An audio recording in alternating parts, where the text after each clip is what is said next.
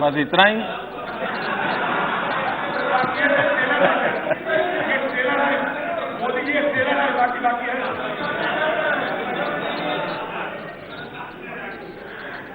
आपके लिए गांधी जी ट्रेलर हो सकते हैं, हमारे लिए गांधी जी जिंदगी है।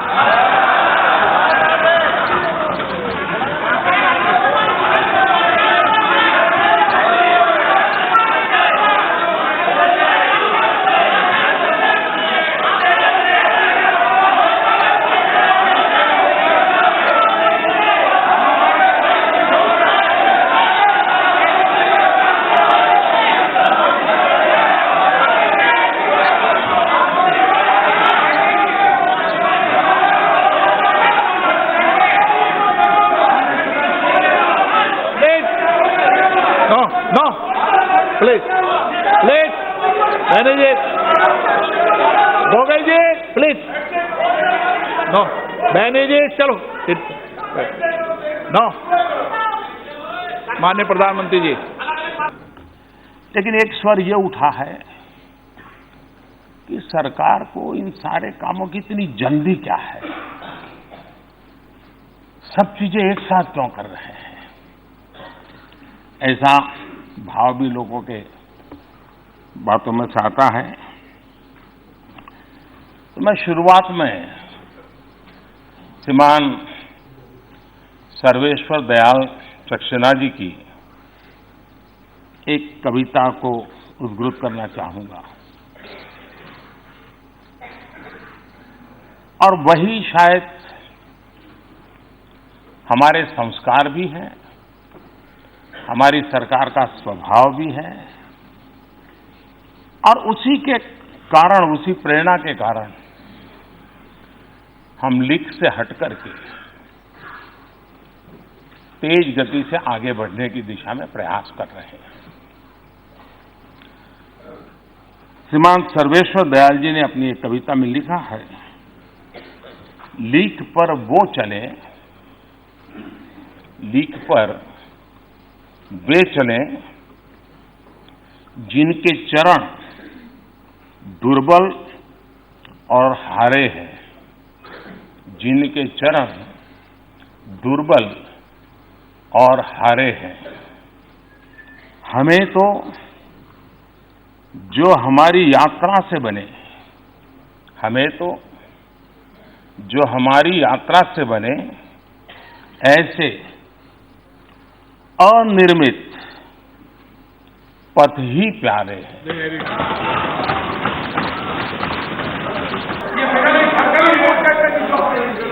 देखिए, मैं किसानों से बहुत कुछ सीखता हूं। किसान जो होता है ना, वो बड़ी गर्मी में खेत जोत करके तैयार रखता है, बीज बोता नहीं उस समय, सही समय पर बीज बोता है। तो अभी जो पिछले 10 मिनट से चल रहा है ना, वो मेरा खेत जोतने का काम चल रहा है। अब बराबर आपके दिमाग में जगह हो गई है, अब मैं एक एक करके बीज डालूंगा।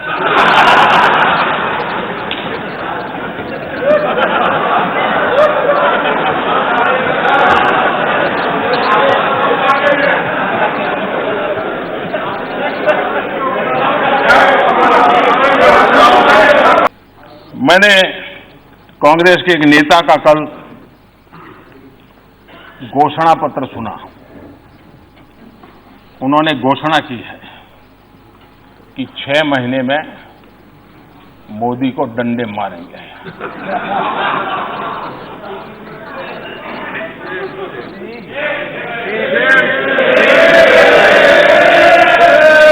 और ये डंडे मारेंगे तो हम भी मारेंगे। और ये बात सही है कि ये काम जरा कठिन है, तो तैयारी के लिए 6 महीने तो लगते ही हैं। तो 6 महीने का समय तो अच्छा है, लेकिन मैं भी 6 महीने में तय किया हूं कि रोज सूर्य नमस्कार की संख्या बढ़ा दूंगा, ताकि अब तक करीब 20 साल से जिस प्रकार की गंदी गालियां सुन रहा हूं और अपने आप को गाली प्रूफ बना दिया है, 6 महीने ऐसे सूर्य नमस्कार करूंगा, ऐसे सूर्य नमस्कार करूंगा कि मेरी पीठ को भी हर डंडे झेलने की ताकत वाला बना दूंगा।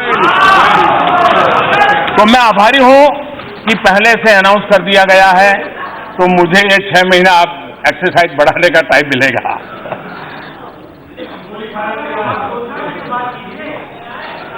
माननीय अध्यक्ष जी,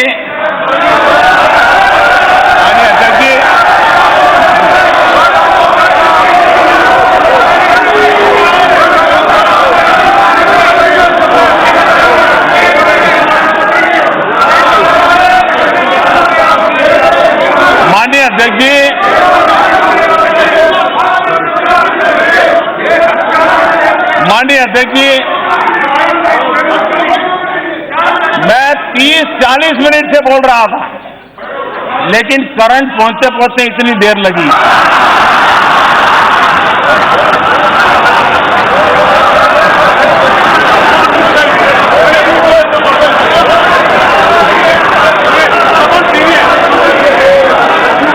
बहुत सी ट्यूबलाइट का ऐसा ही होता है।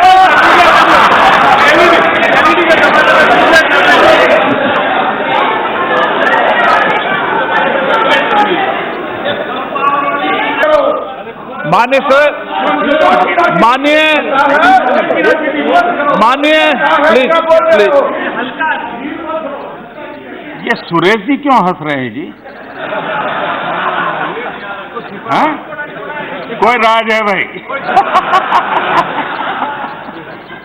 सुरेश जी, कभी आपका भी मौका आएगा, इतना जल्दी मत।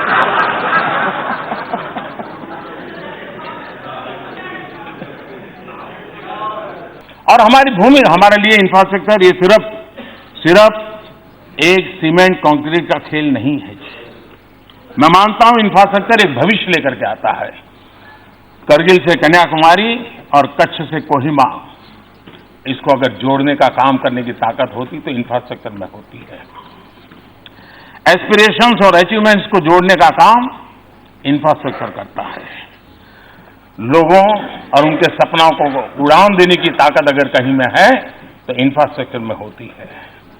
लोगों की क्रिएटिविटी को कंज्यूमर्स के साथ जोड़ने का काम इंफ्रास्ट्रक्चर के कारण ही संभव हो सकता है। एक बच्चे को स्कूल से जोड़ने का काम, छोटा ही क्यों ना, वो इंफ्रास्ट्रक्चर करता है। एक किसान को बाजार से जोड़ने का काम इंफ्रास्ट्रक्चर करता है। एक व्यवसायी को उसके कंज्यूमर के साथ जोड़ने का काम भी इंफ्रास्ट्रक्चर करता है। प्रदूषण को नियंत्रित करके स्वस्थ जीवन से जोड़ने का काम भी इंफ्रास्ट्रक्चर करता है। लोगों को लोगों से जोड़ने का काम भी इंफ्रास्ट्रक्चर करता है। एक गरीब प्रेग्नेंट मां को भी अस्पताल से जोड़ने का काम इंफ्रास्ट्रक्चर करता है।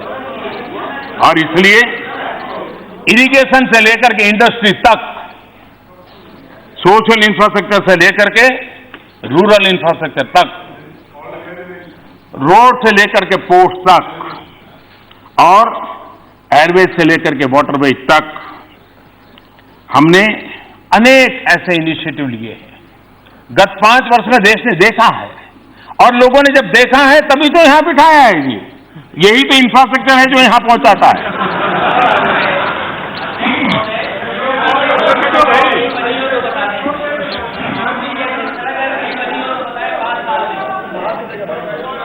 यूपी की जनता ने बता दिया है जी।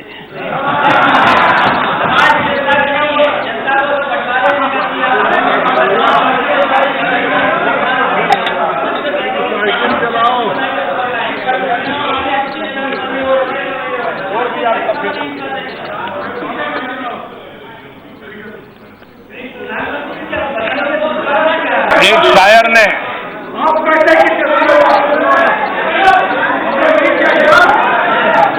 माननीय अध्यक्ष जी, एक शायर ने कहा था, और शायद इस स्थिति को बड़ी सटीक तरीके से, खूब पर्दा है, खूब पर्दा है कि चिलमन से लगे बैठे हैं। खूब पर्दा है कि चिलमन से लगे बैठे हैं। सांप छुपते भी नहीं, सामने आते भी नहीं।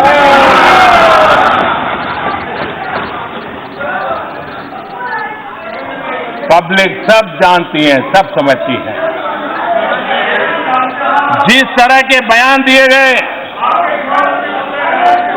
सदन में, उसका जिक्र सही नहीं है। माननीय अध्यक्ष जी, पिछले दिनों जो भाषाएं बोली गई, जिस प्रकार के वक्तव्य दिए गए हैं, वो इसका जिक्र और सदन के बड़े बड़े नेता भी वहां पहुंच जाते हैं, इसका बहुत बड़ा अफसोस है। लेकिन शाहीनबाग में गोली चलाने कांग्रेस के समय में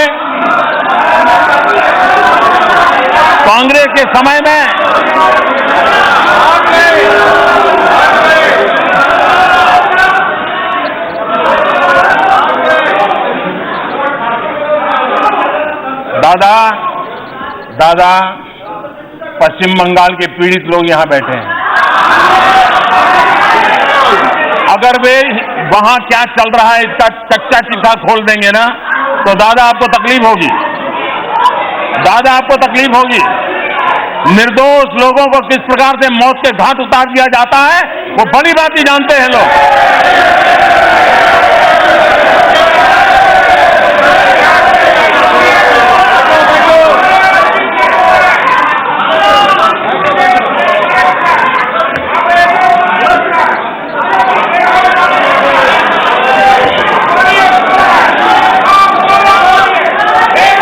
माननीय अध्यक्ष जी, कांग्रेस के समय में संविधान की क्या स्थिति थी, लोगों के अधिकार की स्थिति क्या थी,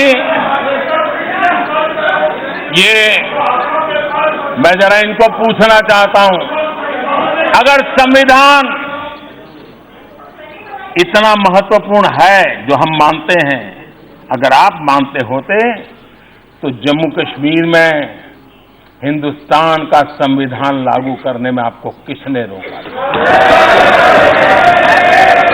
इसी संविधान के दिए अधिकारों से जम्मू कश्मीर के मेरे भाइयों बहनों को वंचित रखने का पाप किसने किया था? और शशि जी, आप तो जम्मू कश्मीर के दामाद रहे हैं। अरे उन बेटियों की चिंता करते, आप संविधान की बात करते हो, और इसलिए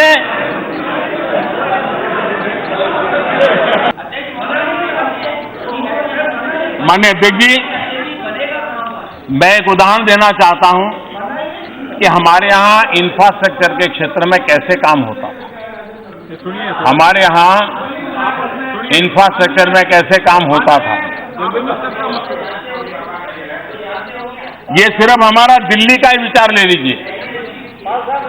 ये दिल्ली में ट्रैफिक, एनवायरमेंट और हजारों ट्रक दिल्ली के बीच से गुजर रही थी।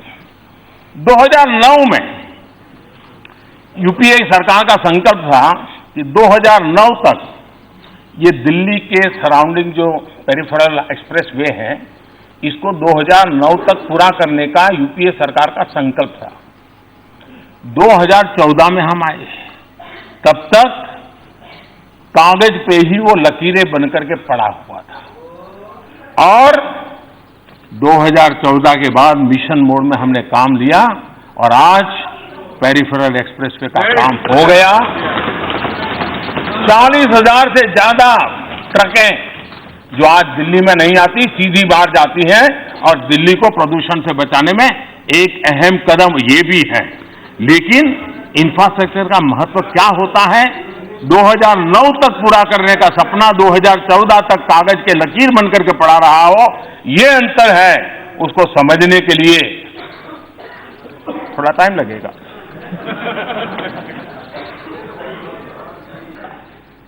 माननीय अधीर जी को देखता हूं, सुनता हूं, तो मैं सबसे पहले किरण रिजिजू जी को बधाई देता हूं, क्योंकि उन्होंने जो फिट इंडिया मूवमेंट चलाया है, उस फिट इंडिया मूवमेंट का प्रचार प्रसार अधीर जी बहुत बढ़िया ढंग से करते हैं।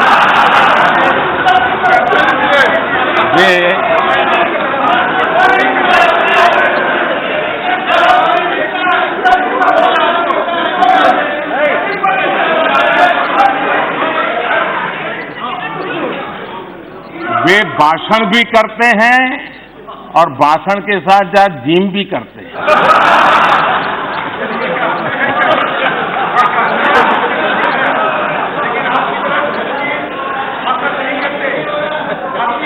तो ये फिट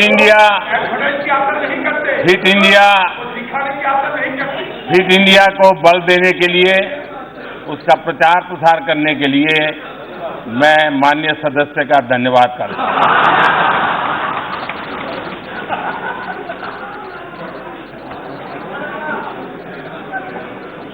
माननीय अध्यक्ष जी, कोई इस बात से तो इनकार नहीं कर सकता है कि देश नॉर्थ ईस्ट में हम सबसे सूरज तो पहले उगता है, लेकिन सुबह नहीं आती थी। सूरज तो आ जाता था, अंधेरा नहीं छटता था। आज मैं कह सकता हूं, नई सुबह भी आई है, नया सवेरा भी आया है, नया उजाला भी आया है, और वो प्रकाश जब आप अपने चश्मे बदलोगे तब दिखाई देगा।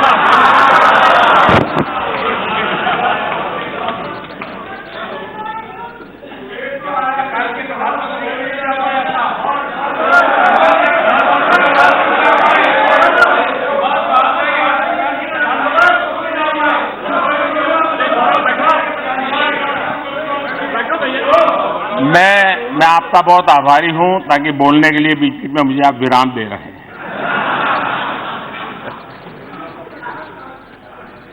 कल यहां स्वामी विवेकानंद जी के कंधों से बंदूकें फोड़ी गई।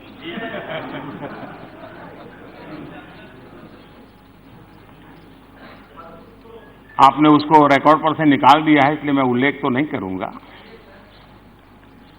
लेकिन मुझे एक पुरानी छोटी सी कथा याद आती है।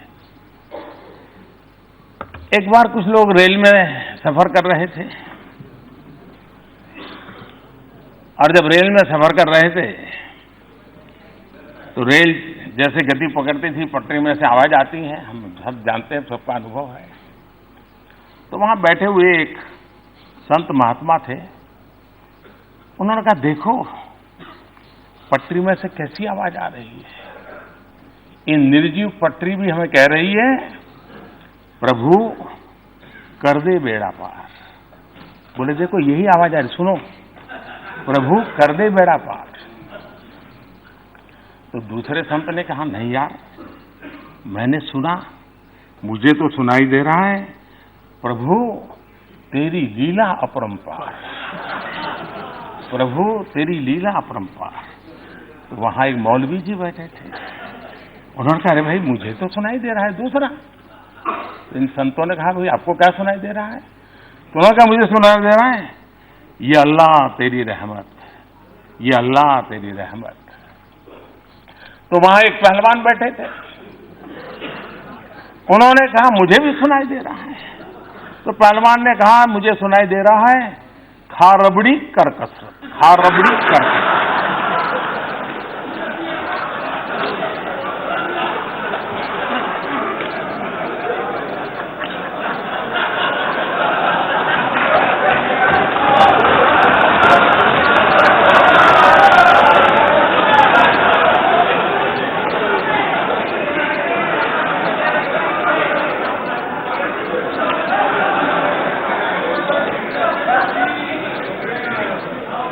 कल जो विवेकानंद जी के नाम से कहा गया, जैसी मन की रचना होती है वैसा ही सुनाता है, जैसा वैसा ही। आपको ये देखने के लिए इतना दूर नजर करने की जरूरत ही नहीं थी, बहुत कुछ पास में है।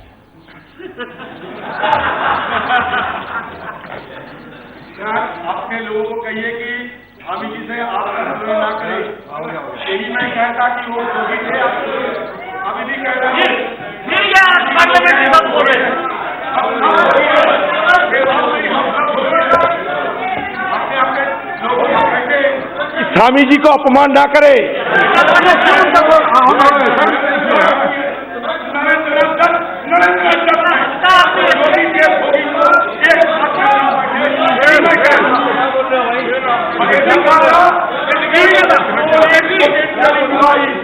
माननीय मत करो। माननीय सर, माननीय प्लीज प्लीज। ये सुरेश जी क्यों हंस रहे हैं जी? हाँ? कोई राज है भाई? सुरेश जी, कभी आपका भी मौका आएगा, इतना जल्दी मत।